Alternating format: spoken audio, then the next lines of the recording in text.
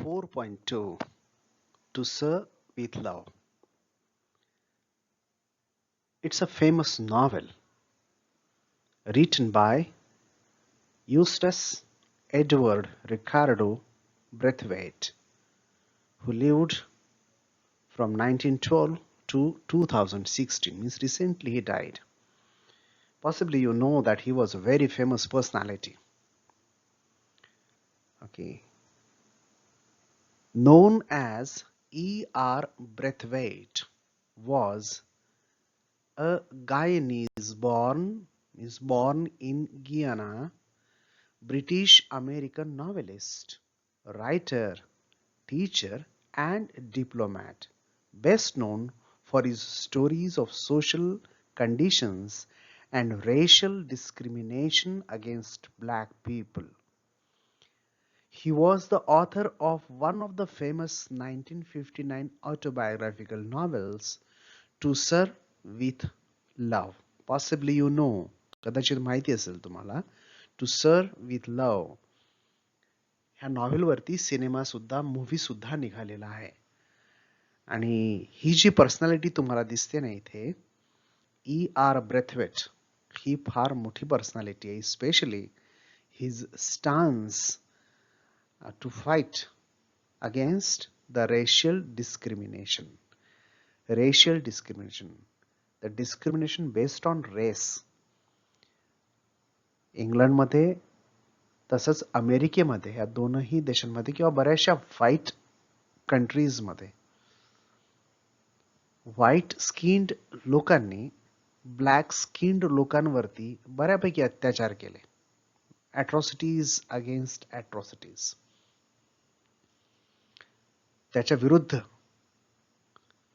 ज्या मोठ्या मोठ्या लोकांनी लढा दिला त्याच्यापैकी एक Martin Luther king.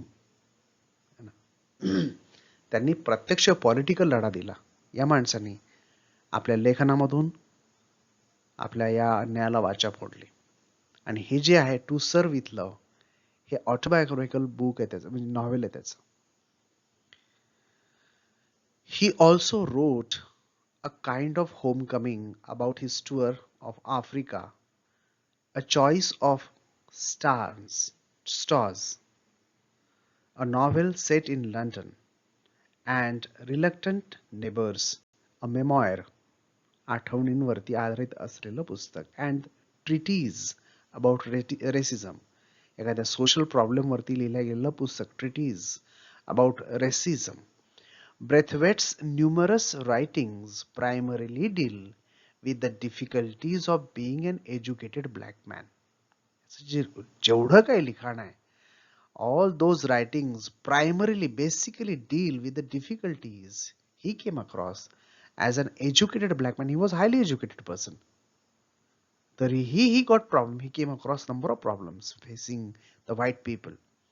So educated black man, a black social worker, त्याचे problems, a black teacher, चे problems, simply a human being who found himself in a set of inhuman circumstances.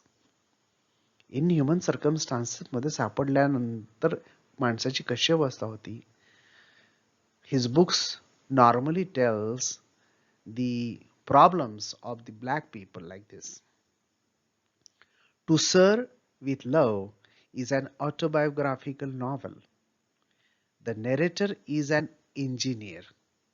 Okay, but to make both ends meet, means to earn his bread and butter, he accepts the job of a teacher in a rough London East End school. A rough. Why rough? That part, particularly East End school, the part of London where East End school was located, that part was rather rough. Means the people treated others, especially black people, roughly. They didn't speak. They didn't pose nice gestures against these people. So roughly treatment.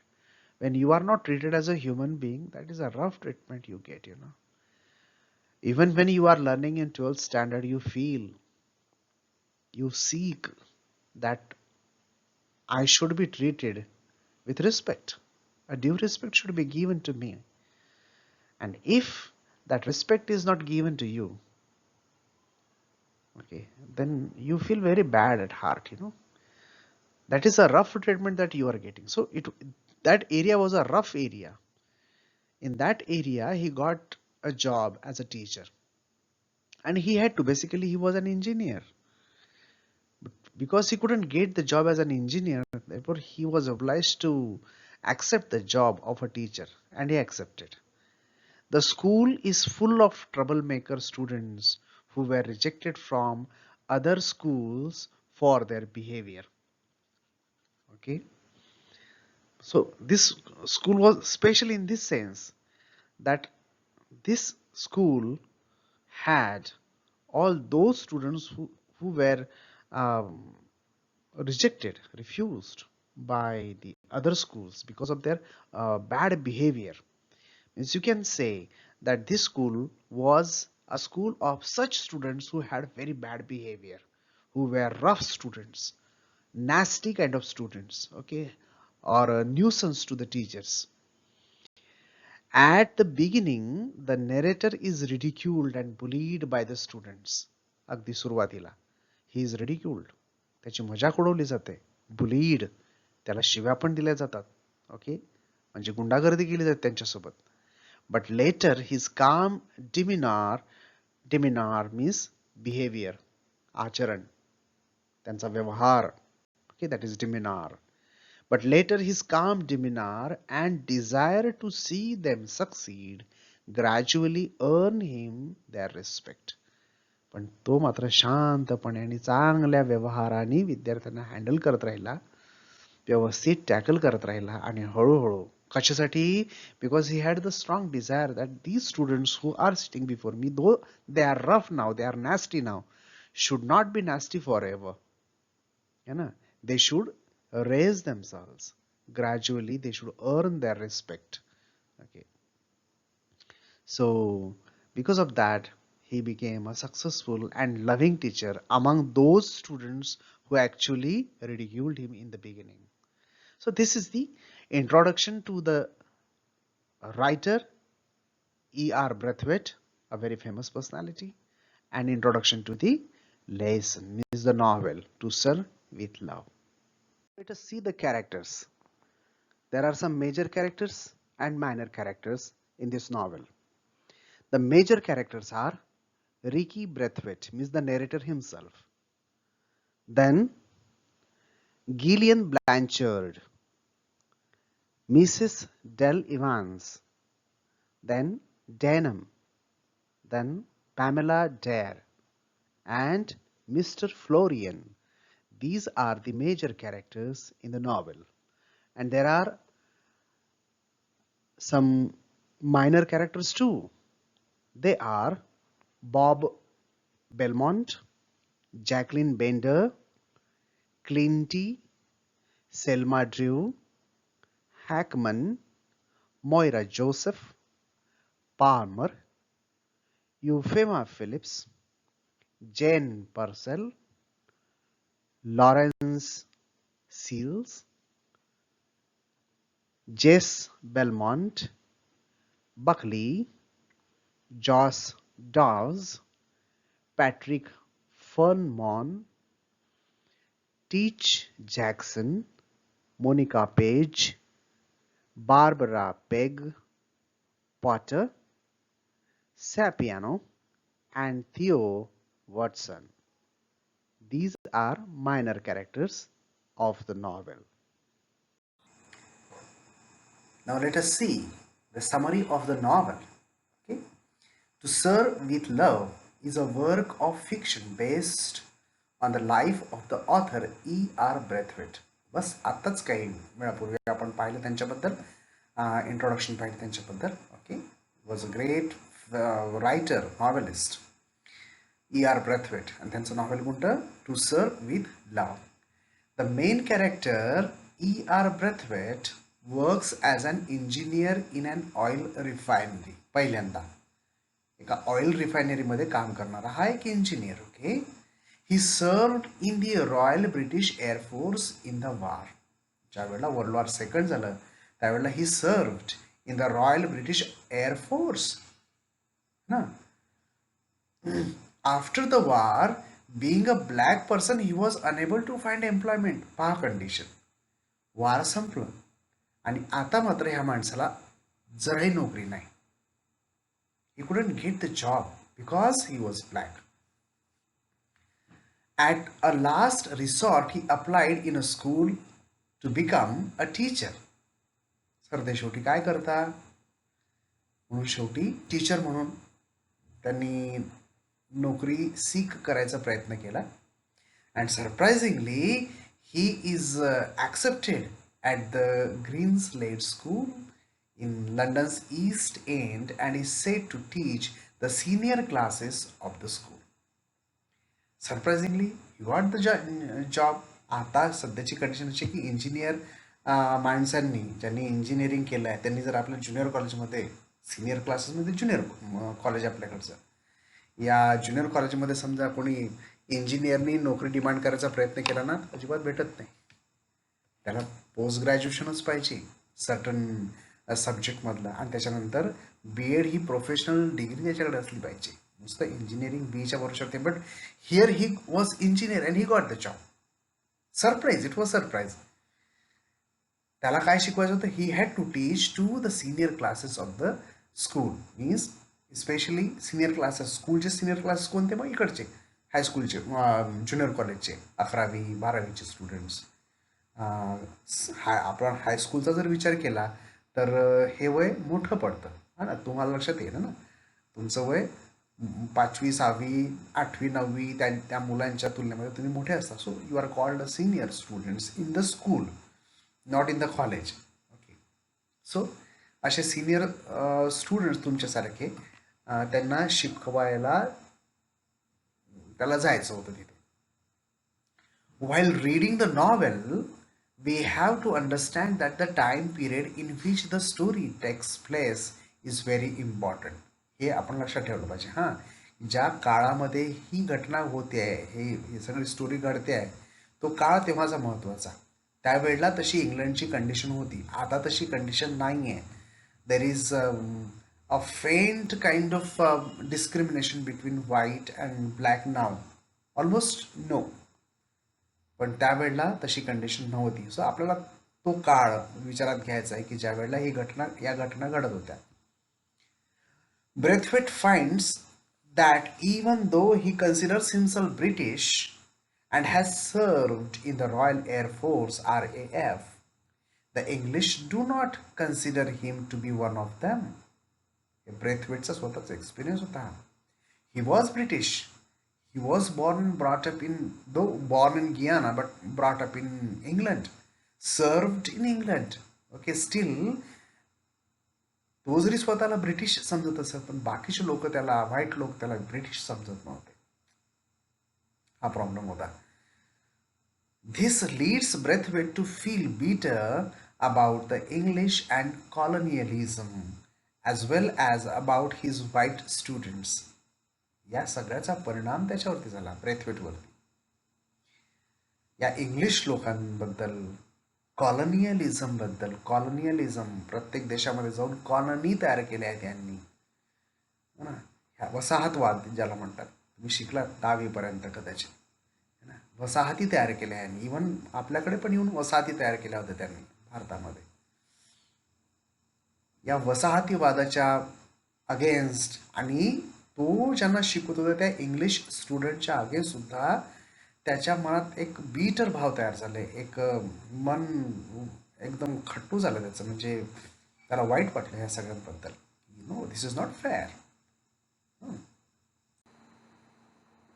Braithwaite's teaching position starts out roughly and is embarrassed time and again.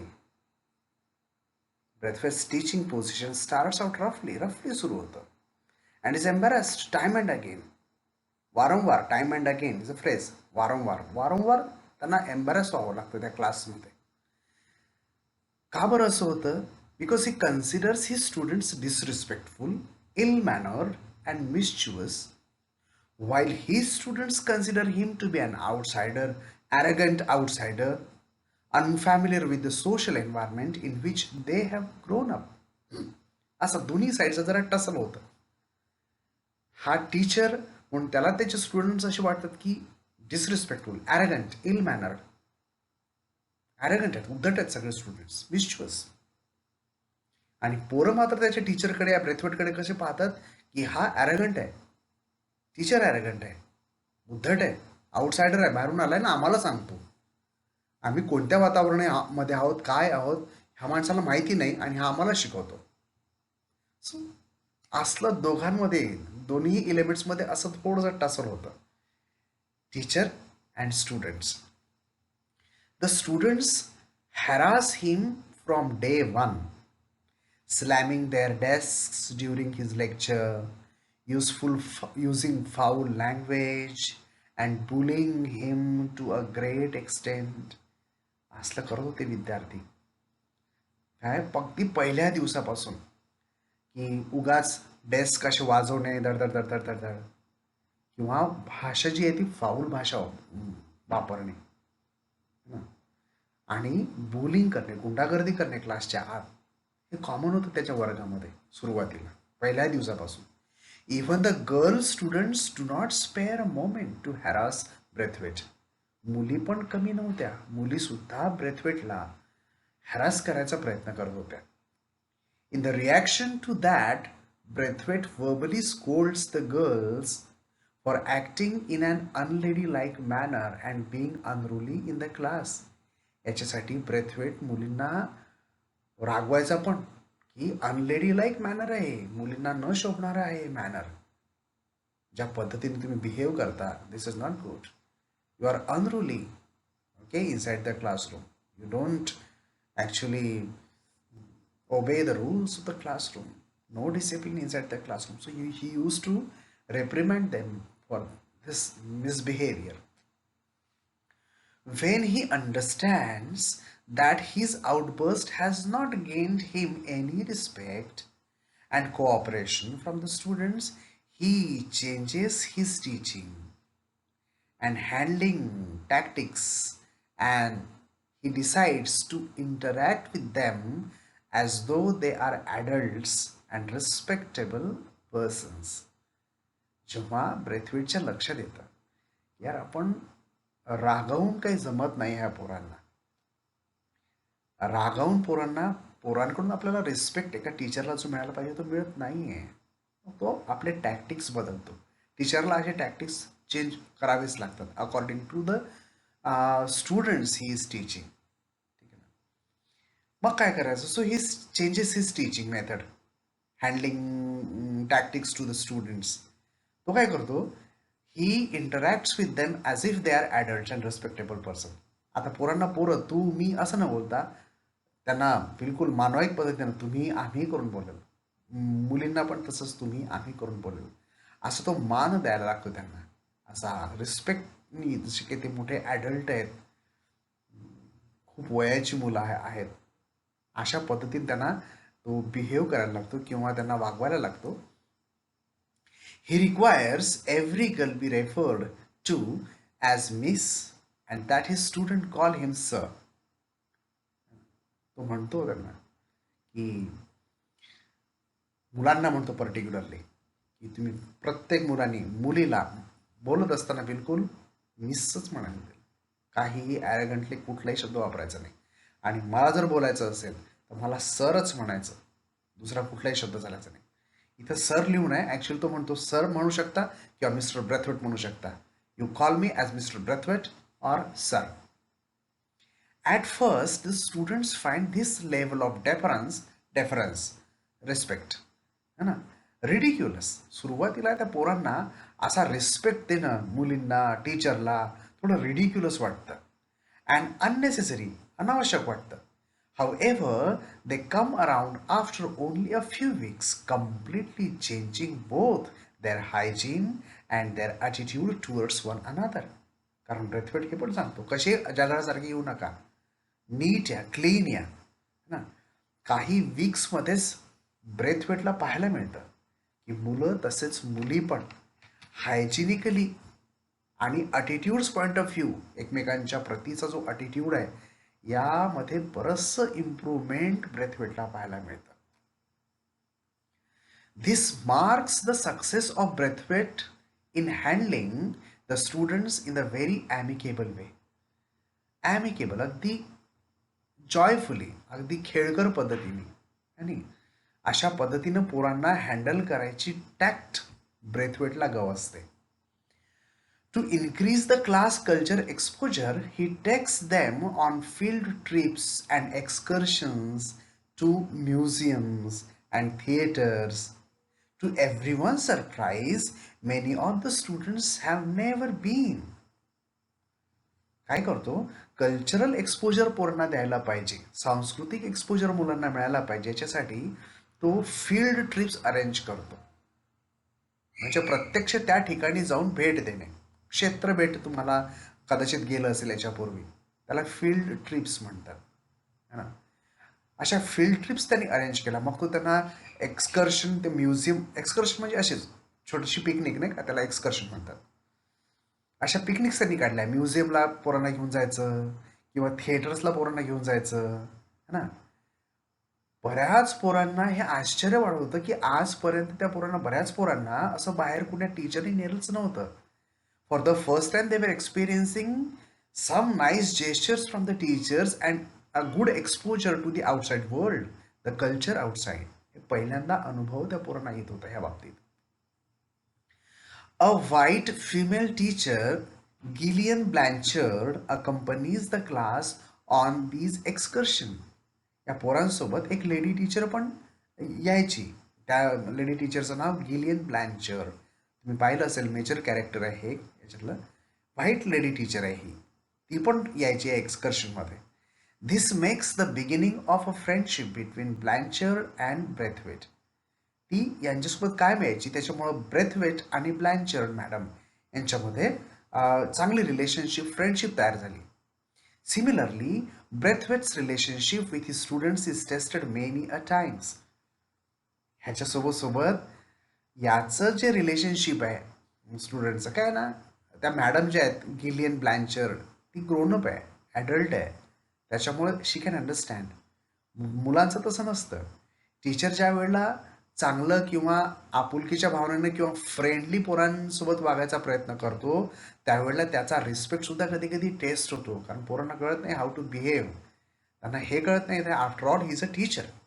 Though he is behaving friendly, in a what manner I should behave with my teacher, हे पोरांना पटकन गवसत नाही. बऱ्याचदा त्याची relationship जे आहे स्टुडंटबद्दल ही taste होते, त्याची परीक्षाच होते पण, right. Although his students frequently disappoint and hurt him, he learns to forgive them. The students constantly surprise him with their maturity, empathy, and knowledge. Okay. हे स्टुडंट्स बऱ्याचदा डिसअपॉइंट करतात, हर्ट करतात त्यांच्या बिहेवियरवरून, मिसबिहेवियरवरून. पण त्यांच्या त्या रॉंग बिहेवियरला हा फॉरगिव्ह करायचं शिकतो, बऱ्याचदा फॉरगिव्ह करतो. ओके, ठीक आहे म्हणतो, म्हणजे ओव्हरलुक करतो. ओव्हरलुक करतो म्हटल्यापेक्षा माफ करतो, चल जाऊ दे. त्याच्यामुळं ना पोरांमध्ये हळूहळू हळूहळू मॅच्युरिटी डेव्हलप होते, एक एम्पथी डेव्हलप होते, सहानुभूती. एम्पथी आणि सिंपथीमध्ये हाच फरक आहे. एखाद्या गरीबाला पाहिल्यानंतर तुम्ही मनात सिंपथी निर्माण होते, आणि एखाद्याला ट्रबलमध्ये पाहिल्यानंतर तुमच्या मनामध्ये एम्पथी निर्माण होते. म्हणजे काय, समजा मी त्याच्या जागी असतो तर मला किती त्रास झाला असता, हे फील करणं इज एम्पथी. सो अशी एम्पथी पोरांमध्ये निर्माण होते, आणि नॉलेजसुद्धा पोरं गेन करतात या एका छान ट्रीटमेंटमुळे त्याच्या टीचरच्या. अनादर फॅसेट म्हणजे बाजू. Another facet of the story which greatly affects its narrative is the heavy history of colonialism, its dark consequences, mental and physical trauma that increases Braithwaite's hatred and wrath for British. ही या नॉवेलची दुसरी बाजू आहे. या नेरेटिव्हमध्ये, म्हणजे हे novel आपण जसं वाचत जातो तसं आपल्याला हे सुद्धा कळतं की ब्रेथवेट आपल्या भावना या कॉलोनियलिझम, वसाहतवाद, त्याचे जे वाईट कॉन्सिक्वेन्सेस आहेत, जे परिणाम आहेत, mental and physical trauma being black, एक ब्लॅक व्यक्ती म्हणून त्याला जो मानसिक आणि शारीरिक छळ सहन करावा लागतो, त्याचा पोचलेला धक्का, दॅट इन्क्रीजेस ब्रेथवेट्स हेट्रेड. आणि याच्यामुळं ब्रेथवेटच्या मनामध्ये निर्माण झालेलं हेट्रेड, द्वेष अँड रॅथ, राग फॉर ब्रिटिश, हे सुद्धा आपल्याला या नॉव्हेलमध्ये पाहायला मिळतं. He constantly feels the prejudicial effect, पूर्वग्रह दूषित, प्रिज्युडिस म्हणजे पूर्वग्रह, प्रिज्युडिशियल म्हणजे पूर्वग्रह दूषित effects of colonialism while living in England after World War II. ह्या सेकंड वर्ल्ड वॉर नंतर कॉलोनियलिझमनी किती वाईट इफेक्ट निर्माण केले हे तो फील करतो. पूर्वग्रह त्याचा तसा चांगला नसतोच, कारण त्याला जो मिळालेला एक्सपिरियन्स आहे तो काही चांगला नाही. त्या अँगलनी मग तो या कॉलोनियलिझमची तपासणी करायचा प्रयत्न करतो. And these negative experiences frequently shapes his thoughts and actions. आणि जे एक्सपिरियन्सेस तो त्याला मिळतात ते त्याची जी भूमिका आहे कॉलोनियलिझम, ब्रिटिश लोक किंवा व्हाईट लोकांची ट्रीटमेंट याच्याबद्दल पुन्हा त्याचं मत ठाम करते की yes, what I am thinking is correct. कारण त्याला स्वतःला मिळालेले एक्सपिरियन्सेस पण तसेच असतात. That the people having white skin are not treating the people having black skin. This is a ill treatment that they are giving. मग hatred तयार होतं. Braithwaite is surprised and shocked by the conditions in which these students live at the same time. पण Brathwaite जेव्हा पाहतो आपल्या वर्गातली ही अशी nuisance, nasty kind of जे students आहेत, हे ज्या कंडिशन्समध्ये राहतात, ज्या एरियामध्ये राहतात आणि ज्या कंडिशन्समध्ये राहतात, ते पाहिल्यानंतर तो पण शॉक होतो. हां. And also the physical trauma of the war that can be seen throughout his teaching environment. आणि ह्या दुसऱ्या महायुद्धानं जो फिजिकल, शारीरिक ट्रॉमा, धक्का पोहोचवलेला असतो, तो सुद्धा या नॉव्हेलमध्ये प्रत्येक ठिकाणी आपल्याला अनुभवायला येतो. की ते स्टुडंट्स असतील किंवा इवन टीचर असतील, ह्या सगळ्यांनी त्याचा घेतलेला, त्यांना मिळालेला जो भयंकर धक्का आहे तो आपल्याला अनुभवायला मिळतो या नॉव्हेलमधून. आता हे होती समरी. तुम्ही हिचकी हा हिंदी मूवी आहे, ज्याच्यामध्ये कोण, राणी मुखर्जी, ठीक आहे ना. हा जर मूवी पाहिला असेल तर तुम्हाला जवळपास या मूवीची कल्पना येईल. कारण हिचकी हा टू सर विथ लव या मूवीवरती आधारलेला मूवी आहे. फक्त फरक एवढा आहे की याच्यामधली जी सेंट्रल फिगर आहे ती ब्रेथवेट हा टीचर आहे, ब्लॅक आहे, त्याचे problems as a black teacher म्हणून आहे. मात्र समोरचे स्टुडंट्स तसेच आहेत, तसेच नॅस्टी आहेत, तसेच न्यूसन्सवाले आहेत. हिचकी या मूवीमधली ही लेडी टीचर आहे, तिची तिचं स्वतःचा एक प्रॉब्लेम आहे, तिला उचके येतात अशा मधामधात, ठीक आहे. त्याच्यामुळं मुलं टर उडवायचा प्रयत्न करतात, ठीक आहे. आणि ही मुलं पण असेच असतात, स्लम एरिया, बरेचसे स्लम एरियामध्ये मधले मुलं असतात ही सगळी, ठीक आहे ना. त्या मुलांना त्या लेवलपासून ते वरच्या लेवलपर्यंत रेज करायचा जी टीचर प्रयत्न करते, तो प्रयत्न बिलकुल या टू सर विथ लव मध्ये जो प्रयत्न केला आहे त्याच्यावरतीच आधारित आहे. म्हणून जर जमत असेल तर एखाद्या वेळेला हिचकी पाहूनच घ्या, 12वी असलं तरी काही हरकत नाही.